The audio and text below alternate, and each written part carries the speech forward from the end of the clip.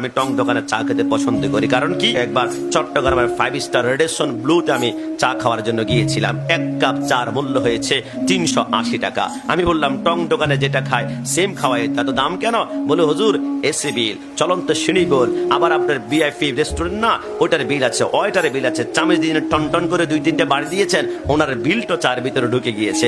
আমি মুস্কি মুস্কি হেসে চিন্তা করলাম 380 টাকার চার যে স্বাদ আমার টং দোকানের সেম স্বাদ। এই জন্য আমি টং দোকানে চা খেয়ে বাকি 370 টাকা আমার বাম পকেট আমি রেখে দেই রাস্তার পাশে। অনেকে একদিন খেতে পারে নাই, একটা বিরিয়ানির প্যাকেট দিলে খুশি হয়ে যায়। 370 টাকা দিয়ে অনেক মানুষ 2 দিন খেতে পারে নাই, তাকে 2 কেজি চাল কিনে দিলাম। আর আমি হয়তোবা ভিআইপি রেস্টুরেন্টে খেলাম না, হয়তোবা এসিতে খেলাম না, হয়তোবা 5 স্টারে খেলাম না, কিন্তু একজন ক্ষুধার্ত মানুষ যখন খাবে তখন রব্বুল আলামিন খুশি হয়ে যাবে। কারণ জীবে দয়া করে যে জন সে জন সেবেছে ঈশ্বর।